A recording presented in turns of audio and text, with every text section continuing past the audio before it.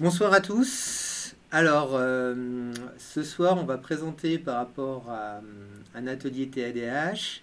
Je suis super content de le faire avec Rosalie, qui est sophrologue et spécialisée dans les enfants qui peuvent avoir des troubles de l'attention. Et on va voir comment diminuer l'hyperactivité et améliorer leur attention, et puis voir comment on peut faire, et comment les huiles essentielles peuvent aider justement à ce processus. Donc, je vais laisser la parole à Rosalie pour qu'elle se présente. Donc bien contente d'être là ce soir. Merci surtout à toi Jean-Pierre pour l'invitation. Donc je vais me permettre peut-être de me présenter dans un premier temps. Donc je m'appelle Rosalie Kunter, comme tu l'as très bien dit, tu as très bien prononcé mon nom et ça me fait plaisir. Voilà. Donc je suis sophrologue, je suis coach familial aussi, spécialisée plutôt dans l'accompagnement des enfants qui ont un trouble du neurodéveloppement. Donc, trouble du neurodéveloppement, ça va être, alors pas le trouble de l'attention comme tu l'as dit, c'est pas comme ça que ça se prononce, monsieur, mais Ah, heureusement tu es là pour apprendre des choses. C'est le trouble du déficit de l'attention, avec ou sans hyperactivité, donc on appelle souvent le TDAH. Donc aujourd'hui, on a choisi un petit peu cette thématique pour pouvoir en parler. Voilà, parce que moi, dans mes accompagnements, je rencontre beaucoup d'enfants qui sont confrontés à cette problématique neuroatypique. Et en parlant avec toi, eh bien, toi qui es plutôt expert, plutôt côté huiles essentielles, on s'est dit qu'il y avait quand même pas mal de petites choses qui pouvaient potentiellement aider en fait ces enfants. Donc voilà, c'est un peu pour ça qu'on a décidé de faire ce petit atelier. Je ne sais pas comment est-ce qu'on peut l'appeler. On hmm, l'appelle comment? un Atelier. atelier. Voilà, atelier de présentation et un peu d'explication, voilà, par rapport à tout ça. Donc l'idée, c'était déjà un petit peu de parler du TDAH, essayer de refaire un petit peu, de parler de choses. Alors on va Hmm. pas rentrer, c'est pas. Alors je suis formatrice aussi, donc je suis un peu passionnée. Donc il va falloir un petit peu me limiter, mais l'idée c'est vraiment plutôt de parler un petit peu de ce trouble, essayer de le comprendre un peu mieux, peut-être un peu aussi casser les idées reçues, parce que souvent il y en a Hmm. beaucoup. Donc voilà. Ok. Est-ce que ça te convient comme ça, monsieur Jean-Pierre? Je pense en tout cas j'ai mieux compris. Je te connaissais déjà aussi un Pas peu. encore, attends, j'ai pas encore commencé.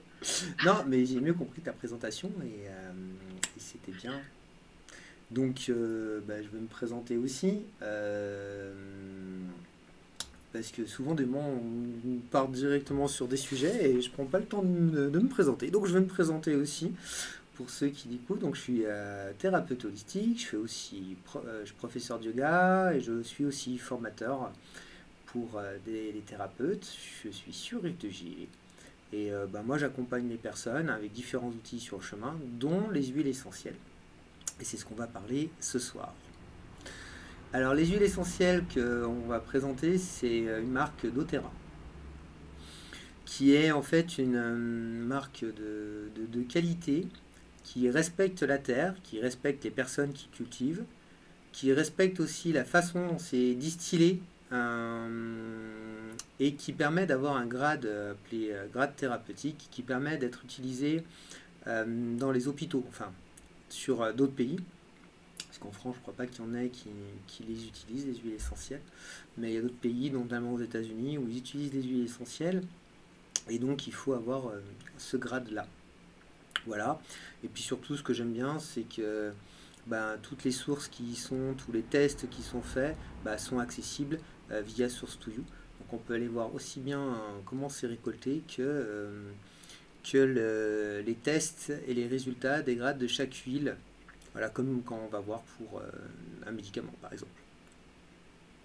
Voilà.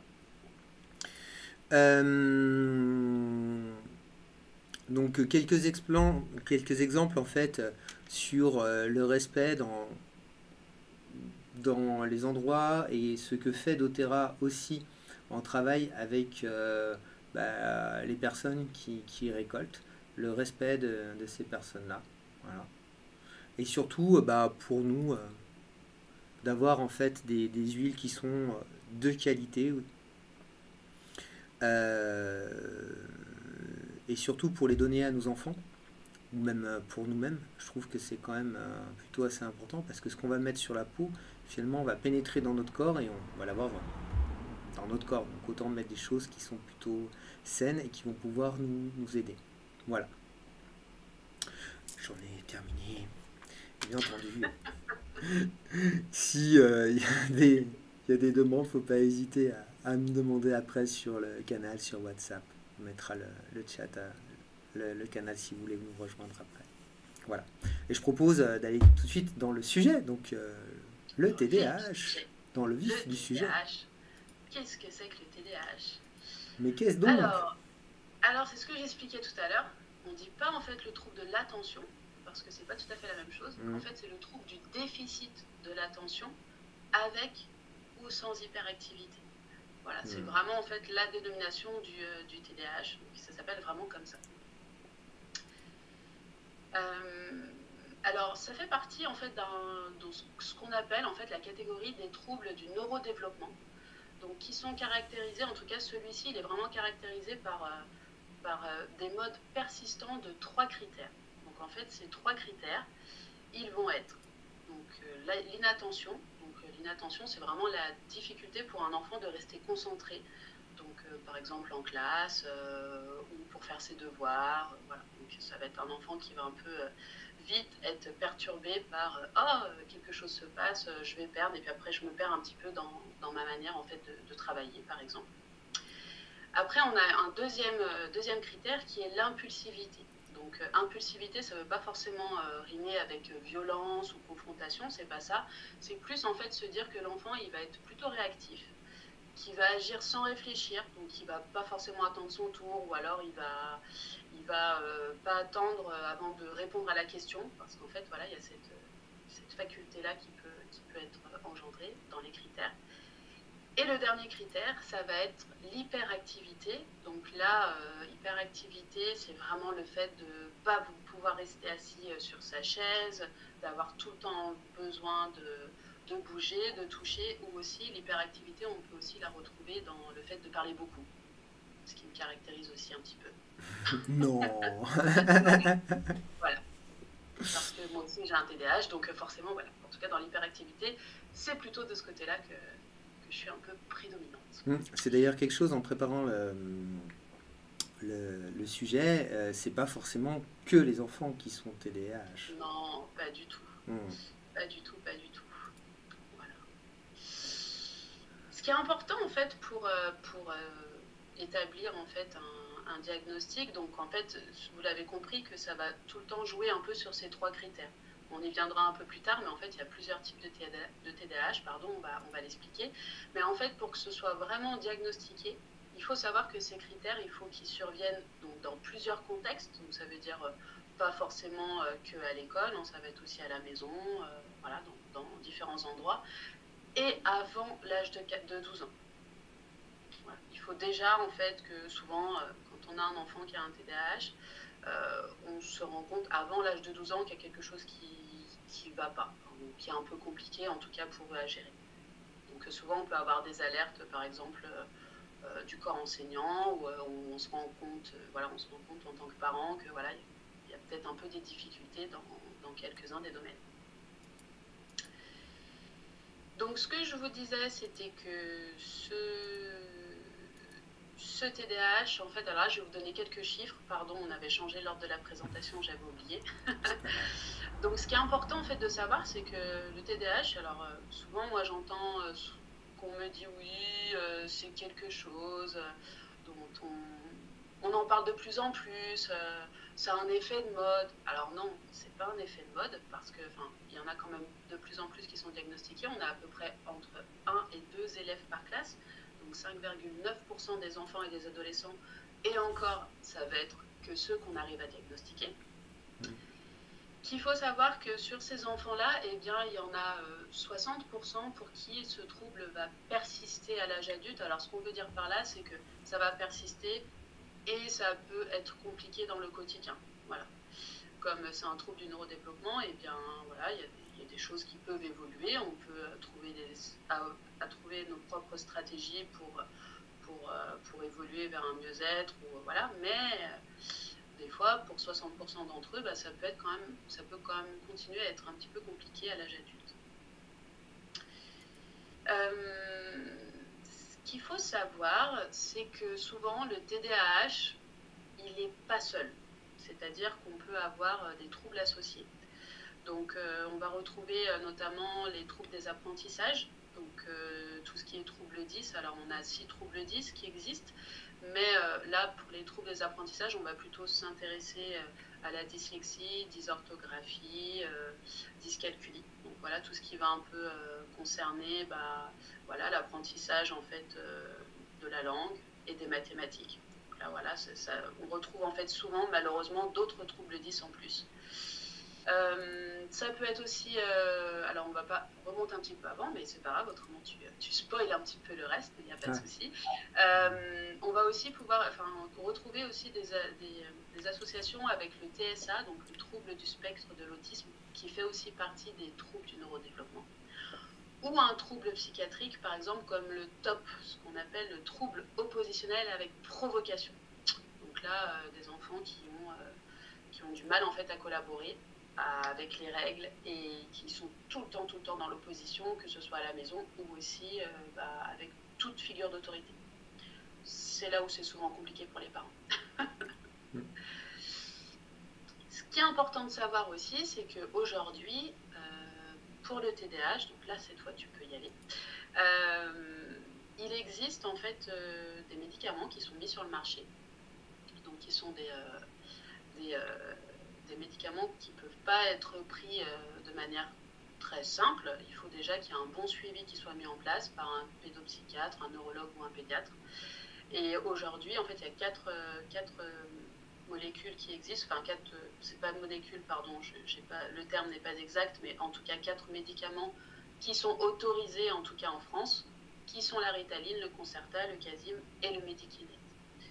Ça me semblait important quand même de le dire parce que je pense que notre rôle de professionnel est aussi de dire qu'il y a des médicaments qui existent. Parler des huiles essentielles, ça peut être un complément. On n'est pas là pour se substituer à la médecine traditionnelle, on est là pour proposer en fait des choses en plus, les accompagner. Aujourd'hui, on a très peu d'enfants qui sont médicamentés. Pourquoi ? Parce que malheureusement, il nous manque des professionnels formés qui sont aussi en capacité à pouvoir trouver le bon dosage, la bonne molécule qui va aller pour l'enfant.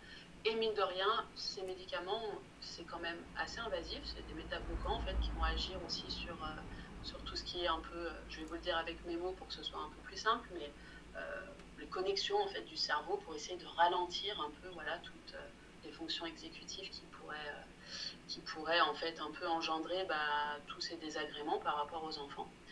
Donc aujourd'hui, il y a beaucoup de familles qui sont un peu en demande de trouver des solutions, mais qui ne trouvent pas en fait le bon professionnel pour les orienter. Donc des fois, il y a des familles à qui on ne parle pas du tout de médicaments. Des fois, il y en a qui aimeraient bien médicamenter, mais qui ne trouvent pas forcément le bon professionnel. D'où l'intérêt aussi, alors même si on est bien d'accord que les huiles essentielles ne vont pas faire exactement la même chose, mais pour des enfants qui n'ont pas forcément besoin de médication, parce que ça peut arriver aussi. Enfin, normalement, quand on arrive à ce stade-là, c'est que le trouble, il est quand même assez envahissant, vraiment dans le quotidien.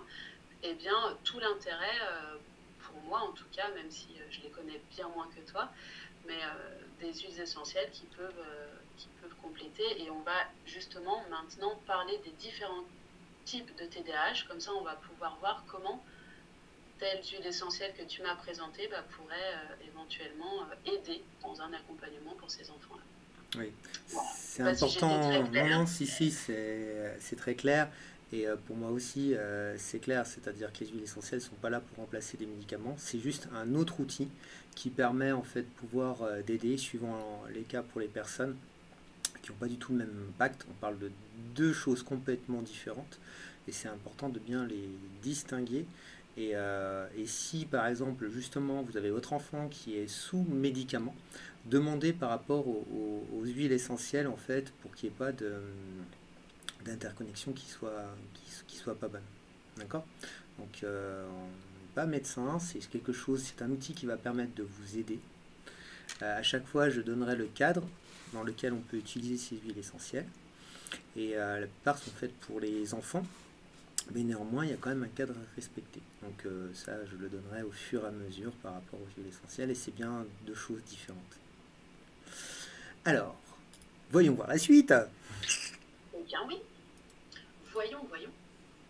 Alors, tac. 3 types de Alors, TDAH. ouais, en fait le TDAH, je vous ai dit tout à l'heure, il y avait 3 critères. Eh bien, ces critères, ils vont un peu en fonction de la variation. Ça va déterminer 3 types de TDAH différents. Donc le premier qui est le plus fréquent, c'est le TDAH de type inattentif. Donc on a à peu près, sur tous les diagnostics qui sont posés TDAH, on a à peu près 46,5% des cas qui sont considérés comme des types de TDAH inattentifs. Donc qu'est-ce qu'on entend en fait par là? Eh bien, en termes d'inattentif, on va retrouver par exemple, si tu peux passer juste le truc pour que je sois, voilà, des enfants qui sont plutôt, alors on va les qualifier en fait d'enfants qui sont un peu dans la lune. C'est ce que j'expliquais tout à l'heure par rapport à l'inattention. C'est des enfants qu'on va éviter de mettre devant une fenêtre à l'école parce qu'autrement ça va être très très compliqué pour eux de suivre un apprentissage parce qu'ils vont vite être perdus par rapport à ce qu'ils peuvent voir ou entendre aussi à côté. Autre particularité, eh bien, c'est que de prime abord, on pourrait avoir l'impression qu'il est peu volontaire ou qu'il n'a pas très envie de faire des choses, mais c'est pas de sa faute, c'est juste que tout ce qu'on lui demande de faire lui demande vraiment un gros effort de motivation. Je dis toujours aux parents qui ne comprennent pas tout le temps, qui ont un peu l'impression que leur enfant est feignant, eh bien, je leur dis, je vous donne toujours cet exemple pour essayer de contextualiser. C'est comme si avant d'aller faire un spa, mesdames, avec vos copines, on vous demandait d'aller courir 10 km. Ouais, peut-être que vous iriez peut-être pas avec la même motivation. Et ben, dans le cerveau d'un enfant qui a un TDAH, souvent, c'est un peu comme ça que ça se passe. C'est-à-dire que même pour faire quelque chose qui lui paraît super, quelque chose où il a vraiment envie d'y participer, et ben, ça lui coûte beaucoup. Ça le coûte beaucoup avant de le faire, donc c'est pour ça que des fois il paraît pas très motivé de faire des choses. C'est des enfants aussi qui sont tête en l'air, donc ils égarent souvent leurs affaires. Les parents souvent ont du mal à retrouver des trousses complètes, ou des fois on peut oublier les agendas, oublier les manteaux. Alors voilà, ça c'est des choses en fait qui arrivent beaucoup. Donc difficulté aussi à s'organiser dans son travail, à vraiment axer sa concentration, c'est très compliqué. Et du coup, souvent ça le met en échec scolaire, donc on peut aussi avoir beaucoup de, malheureusement, la confiance en soi qui est un peu ras les chaussettes, et puis avec beaucoup d'anxiété. Voilà. C'est des enfants qui sont souvent très très anxieux parce qu'en fait on leur demande beaucoup, et puis pour eux, en fait s'organiser ça leur demande tellement d'efforts que voilà, ils essayent de trouver des stratégies et des fois ça peut vraiment être compliqué. A contrario, parce que moi je parle toujours du principe que la vie c'est une balance, c'est-à-dire que des fois on ne peut pas être bon quelque part et puis on va exceller dans d'autres. Voilà, la vie est quand même assez bien faite.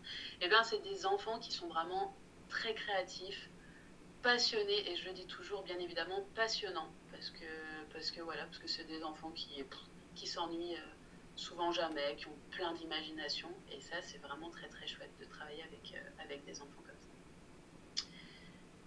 Voilà pour ce type-là. Je ne crois pas qu'il y ait d'autres choses, Non. si je ne dis pas de bêtises. Voilà. Alors, pour aider au niveau de ces enfants, donc je vais proposer une huile qui s'appelle Thinker, qui va aider en fait la concentration. Donc à pas utiliser à partir de 4 ans, d'accord, et seul à partir de 8 ans. C'est-à-dire qu'à partir de 4 ans, on pouvait lui en mettre, et à partir de 8 ans, il peut être autonome. Le dosage, en fait, est fait pour cet enfant, et il va pouvoir utiliser les huiles pour faire une petite routine pour s'aider au niveau de l'attention et de la concentration.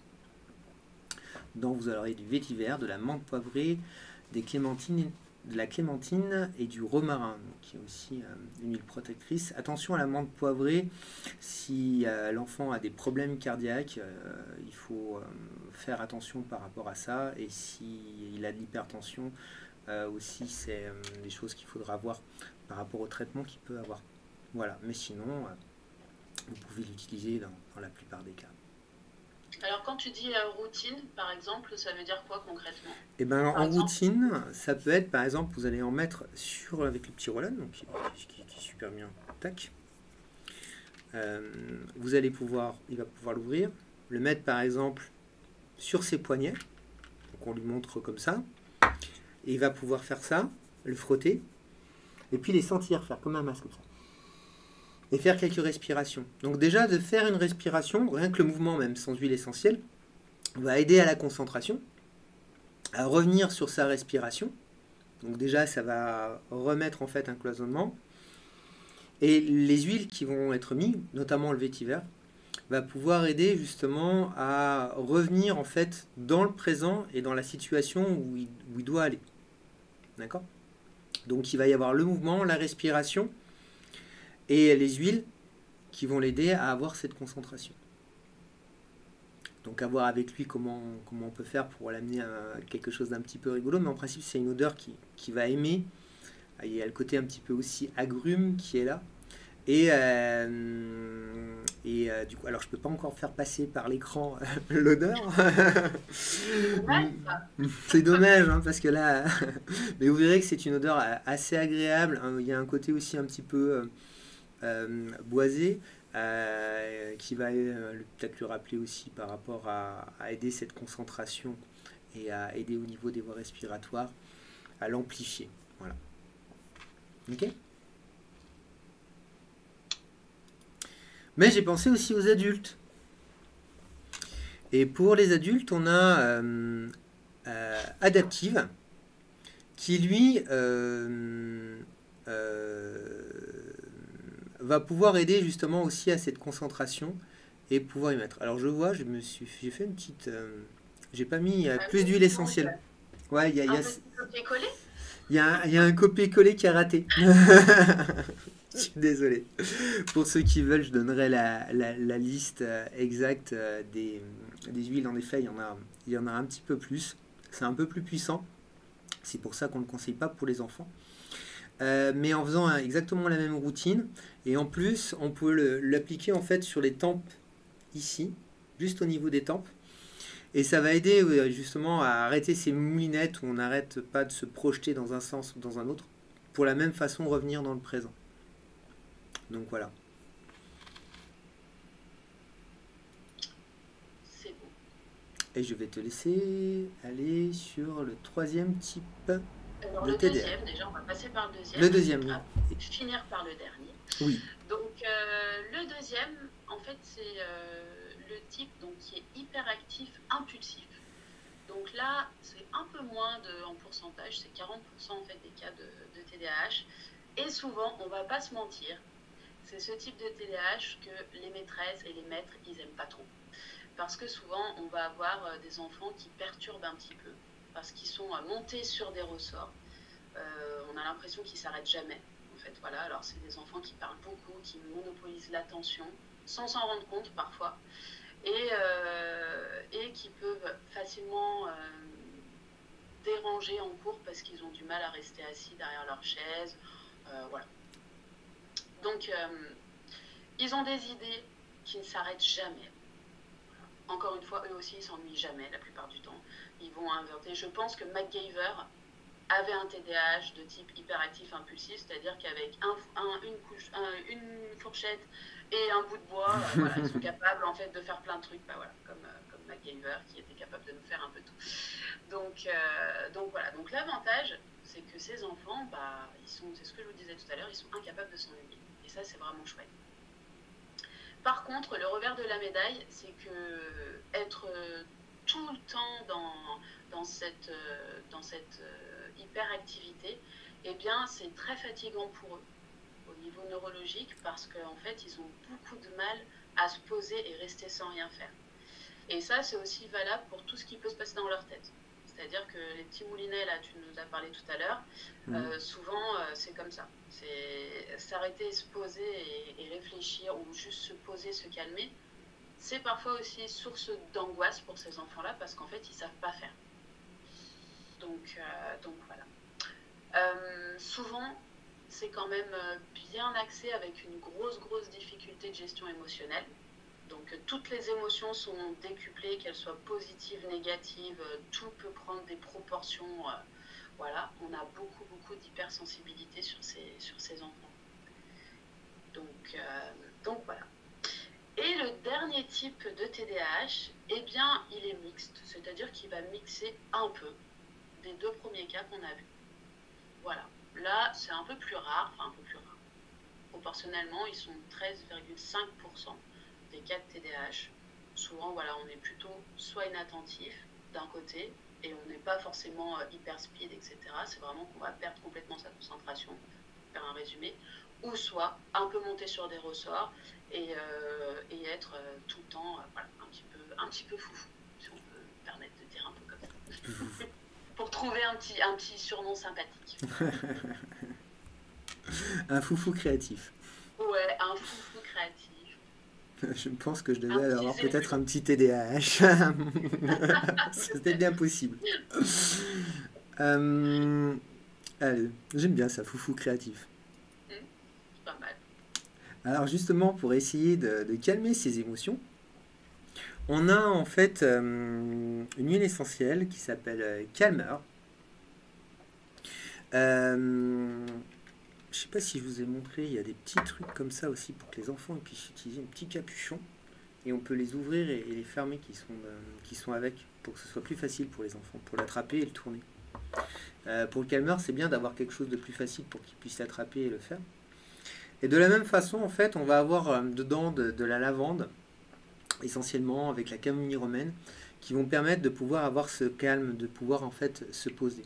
Donc de la même façon, je vais proposer de le mettre au niveau du poignet. Pourquoi je propose à chaque fois de dire au niveau des poignets? Parce que, alors pour les adultes, mais encore plus pour les enfants, si on le met sur le bord des mains, après les mains, elles vont être dans les yeux un peu partout.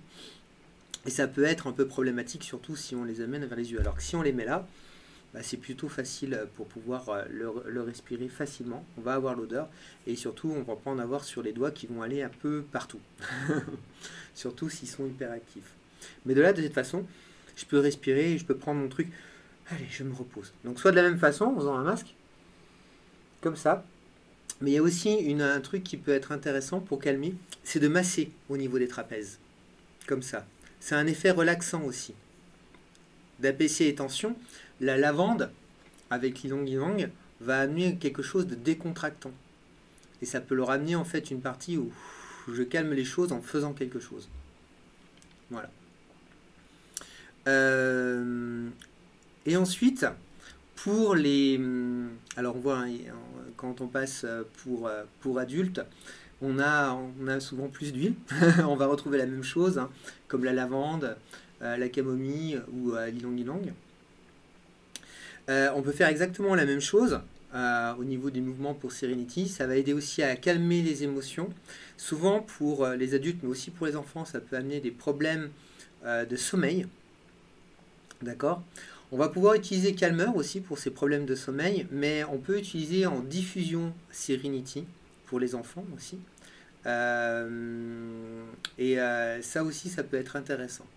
Alors, je dis pour adultes ou pour enfants, les huiles essentielles, que ce soit Serenity ou Adaptive, peuvent être utilisées à des enfants à partir de 12 ans, mais sur un dosage spécifique. Donc, mélangé avec de l'huile de coco, par exemple. Si vous avez des questions par rapport au dosage, je peux vous donner des tableaux ou voir comment vous pouvez faire. Ok ? Mais Serenity, voilà, en diffusion pour pouvoir dormir dans la chambre de l'enfant, par exemple, ça peut se faire. Voilà, pour Serenity. Donc il y a vraiment ce calme par rapport aux émotions. Mais en discutant avec Rosalie, il y a aussi un autre vecteur qui donne un peu ce côté speed, c'est le stress. Et le stress est un facteur qui amplifie en fait ce qui se passe. Donc du coup, on a Steady, qui a du sapin de Baumier et du magnolia essentiellement, et qui va pouvoir aussi amener quelque chose qui va calmer au niveau de la nervosité. Donc là, ça peut être aussi, dès qu'il y a un coup de stress, on sent un peu le palpitant. on va amener un petit peu de calme. Et après, il peut ramener cette odeur à ce calme qui peut arriver. Donc ça peut être aussi un moment, et ça peut être quelque part comme un refuge quand il y a du stress. Souvent, on a besoin d'avoir ce côté un petit peu refuge pour pouvoir un peu s'isoler et pouvoir refaire, avoir comme un espace qu'on peut remontrer. Et le côté olfactif, un côté très instinctif qui peut être lié pour pouvoir avoir ça.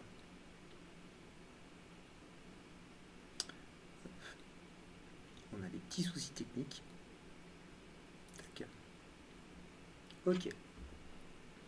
Une autre huile, donc plutôt pour adultes, Copaiba, qui en fait est une résine du Copaifera reticulata. Oh, j'ai réussi à le dire du premier coup, je suis content.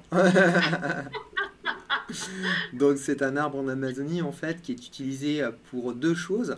L'un pour calmer la peau quand il y a des irritations, des choses comme ça, pour avoir la peau douce. Alors je l'ai déjà montré cette huile quand on fait du DIY pour avoir un côté calmant pour la peau. Et puis avec de l'aloe vera ou des crèmes hydratantes ou des choses comme ça, c'est des choses assez sympas. Mais c'est aussi un côté apaisant pour le stress.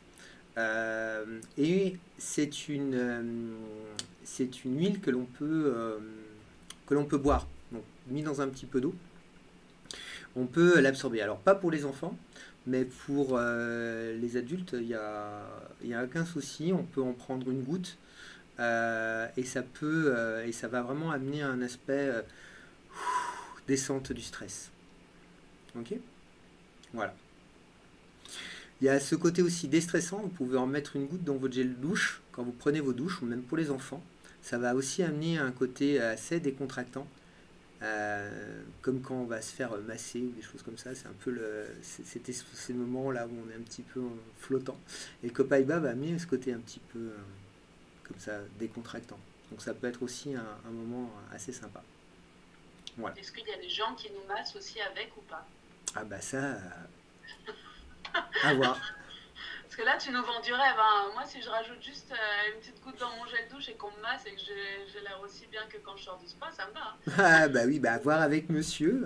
Comment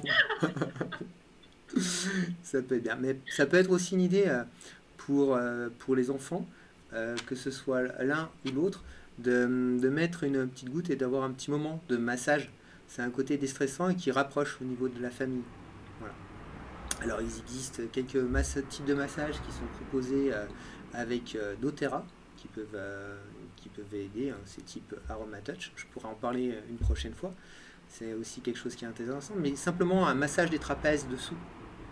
Voilà, avec le début de la colonne vertébrale. En quelques mouvements, des moments, avoir un contact, ça peut être intéressant, surtout avec l'odeur qui va amener ce côté apaisant juste avant, par exemple, le sommeil, ça peut être intéressant. Voilà, soit en couple, ça peut être quelque chose de décontractant aussi, mais aussi tout simplement en famille, ça peut être aussi un bon moment et un moment de rapprochement avec l'enfant pour qu'il puisse parler. Voilà, c'est aussi une approche. Faire descendre ce stress qui est très bien sur le moment, mais bon, faut pouvoir le faire redescendre. On peut pas être tout le temps en stress. Voilà. Pour les massages calmants, pour les enfants, on a Rescuer, donc qui est à base de Copaiba, mais aussi de lavande, de clémentine et de xanthoxylum. Voilà. Et qui va aussi permettre d'avoir ce côté déstressant. Et en massage, ça aussi, c'est ce côté apaisant. Ok ? Voilà. Ça, c'était une petite infographie qui vient pas de moi, mais que j'ai piquée sur Internet, que j'aime beaucoup un petit peu pour clore un petit peu le sujet de ce TDAH, parce que j'entends souvent, effectivement, c'est ce que je vous disais tout à l'heure, que c'est un peu un effet de mode, c'est un peu comme le HPI, hein, ça aussi, en ce moment j'entends beaucoup ça, oui, ça rassure les parents de savoir qu'il est intelligent. Non, en fait, ça ne rassure pas les parents, c'est juste que quand on va consulter et qu'on pose un diagnostic, c'est qu'en fait c'est compliqué pour ces enfants-là. Donc voilà, donc effectivement, le TDAH, eh ben, c'est pas forcément en fait que des enfants qui sont dans la lune, mal élevés, etc., insolents. Non, je pense que si on était à l'époque de nos parents, de nos grands-parents, et ben, des enfants qui ont des TDAH, je pense qu'il y en avait beaucoup, et que c'était peut-être souvent ceux qui portaient des bonnets d'âne, ou ceux à qui on disait, bon, oh, tu feras un travail manuel parce que l'école, c'est pas fait pour toi. Voilà, c'est juste que c'est un trouble qui est quand même assez récemment diagnostiqué. Mm. Ça fait pas si longtemps que ça, en fait, qu'on arrive à bien diagnostiquer, etc. Donc, effectivement, il y a encore beaucoup, beaucoup de méconnaissances. Et j'ai trouvé que cette illustration est pas mal, en fait, de se dire que, voilà, au lieu de dire que, voilà, il est dans la lune, bah, peut-être qu'on peut juste s'accorder à se dire qu'il est créatif. S'il est mal élevé, bah non, peut-être qu'il est spontané. Insolent, eh bien non, peut-être qu'il a une soif de justice, parce que souvent c'est comme ça, en fait, Mm. avec ses enfants. Casse-cou, bah non, il est plutôt curieux. Têtu, il est plutôt tenace. Pleurnichard, non, il est peut-être ultra sensible et c'est bien. Et pas capricieux, parce qu'en fait, il est plutôt passionné. Donc voilà, moi c'est un peu là-dessus en fait que j'avais envie qu'on termine parce que c'est hyper important. En tout cas, moi, c'est vraiment mon quotidien d'accompagner beaucoup d'enfants qui ont un trouble du déficit de l'attention. Et ouais, et moi, je pense que si il y avait beaucoup plus d'enfants qui avaient un TDAH, et ben peut-être que le monde se porterait mieux quelque part. Mm. Parce qu'il n'y a pas de chichi, parce que les choses, elles sont, voilà, elles sont telles qu'elles sont. Et voilà, donc pourquoi ce serait tout le temps à eux de rentrer dans notre moule, bah, voilà. C'est à nous de les accompagner au mieux pour qu'ils aient une meilleure gestion de leurs émotions, ça c'est Mm. sûr, parce que ça, pour le coup, c'est compliqué pour eux. Donc ça, c'est une vraie souffrance pour certains. Mais voilà, changeons aussi nos lunettes pour changer le regard sur le handicap, parce que c'est quand même un handicap pour ces enfants. Mm. Voilà ce que j'avais envie de dire sur le Euh, TDAH. mm. Mais moi, j'ai beaucoup aimé cette image parce que c'est aussi à nous de changer notre position et de trouver des solutions pour que ben, peut-être que ce soit un petit peu plus adapté pour que eux ils puissent aussi évoluer et grandir dans quelque chose qui leur correspond. Et des moments, en changeant un peu son angle de vue, ses lunettes, sa position, et ben on peut voir que en fait si qu'il puisse profiter de ses talents parce qu'il a aussi beaucoup de talent, ce petit garçon et cette petite fille. Il y a beaucoup de stars qui font. Si vous cherchez sur internet, des stars qui ont un trouble, un TDAH, il y en a beaucoup, beaucoup. Donc. Hmm. Alors pour aider, eh ben il y a une petite, enfin une petite non d'ailleurs une belle trousse, une grande trousse, hein, je l'ai ici aussi, hein, cet enfant, qui aide en fait sur pas mal de sujets pour pouvoir aider en fait bah, les parents et les enfants pour avoir aussi un peu d'autonomie le plus tôt possible, que ce soit pour la concentration, pour calmer leurs émotions, pour avoir la force suffisante pour relativiser, pour réduire des tensions dans le corps, réduire le stress, avoir de la confiance en soi, ou des moments, ben, quand il y a des soucis pour manger ou de la digestion, ben, il y a aussi des solutions qui peuvent l'aider. Donc voilà, il y a un petit kit avec les choses qui sont vraiment faites pour que les enfants puissent être autonomes, dosées comme il faut pour les enfants, d'accord, avec des huiles qui sont les plus douces possibles par rapport à lui. Voilà, ça c'est la première chose que je propose. Et la deuxième chose que je propose, c'est savoir, j'ai proposé Serenity, Copaiba et Adaptive, donc pour vous voyez à peu près les tarifs qui correspondent, et donc bah, vous pouvez me contacter si ces huiles peuvent vous aider, et puis aussi tout ce qu'elles peuvent faire, parce que je vous ai montré un angle pour calmer au niveau des émotions, mais elle peut faire encore beaucoup de choses. Donc comme par exemple Serenity, ça calme pour les moustiques quand on se fait piquer. Donc c'était pas le sujet, mais c'est quand même un intérêt qui est bien.